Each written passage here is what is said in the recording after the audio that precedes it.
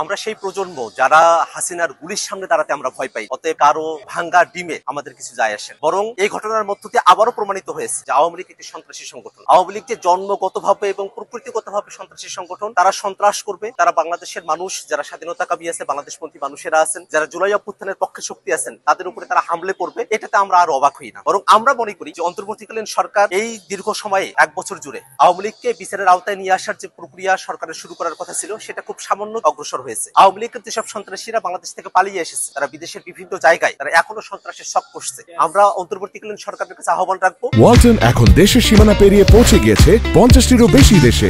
ওয়ালটন, ঘরে ঘরে বিশ্বজুড়ে। যারা দেশে এবং দেশের বাইরে আওয়ামী লীগ এবং তাদের দোসররা সন্ত্রাসের শক করছে, তাদেরকে অতি দ্রুত বাংলাদেশে ফিরিয়ে নিয়ে গিয়ে তাদেরকে বিচারের আওতায় নিয়ে আসা হবে। এবং আমরা একটা কথা বারবার স্পষ্ট করে বলি, আজকে আমরা যখন নিউ ইয়র্কে এয়ারপোর্টে আমরা নেমেছি, আমরা দেখেছি আওয়ামী লীগের সন্ত্রাসীরা তারা যখন হুঙ্কার দিয়ে আসছিল, তারা যখন নানা অশ্রাব্য গালিগালাজ করছিল। আপনারা জানেন যে আমাদের যুগ্ম সদস্য সচিব তাসিম জারা আপু, তিনি আমাদের সঙ্গে এসেছেন, তাকে উদ্দেশ্য করে নানা ধরনের অশ্রাব্য গালিগালাজ করা হয়েছে, আমাদের উদ্দেশ্য করে অশ্রাব্য গালিগালাজ করা হয়েছে। আমরা মনে করি এটাই আওয়ামী লীগের চরিত্র। আওয়ামী লীগ আজকের এই ঘটনার মধ্যে দিয়ে আবারও তাদের যে সন্ত্রাসের এবং তাদের যে ঘৃণ্য চরিত্র, সেটার আবারও বহিঃপ্রকাশ তারা ঘটিয়েছে। বাংলাদেশের মানুষেরা আওয়ামী লীগকে প্রত্যাখ্যান করেছে। আওয়ামী লীগ বাংলাদেশের 15টা বছর ধরে যে গুম খুন হত্যাযজ্ঞ তারা করেছে, যে মানবতা বিরোধী অপরাধ সংগঠিত করেছে, তার বিরুদ্ধে বাংলাদেশের মানুষেরা 24 অভ্যুত্থানে তারা জীবন দিতে কুণ্ঠাবোধ করে নাই। বাংলাদেশের মানুষেরা জীবন দিয়েছেন, তারা শহীদ হয়েছেন, এবং 5 আগস্ট শেখ হাসিনা বাংলাদেশ থেকে পালিয়ে যেতে বাধ্য হয়েছে। এটাই বাংলাদেশে আওয়ামী লীগের পরিণতি। আওয়ামী লীগ বাংলাদেশের মানুষকে কখনো ধারণ করতে পারে নাই। আওয়ামী লীগ একটা পাপেট সংগঠন। এই আওয়ামী লীগ বিদেশি শক্তি,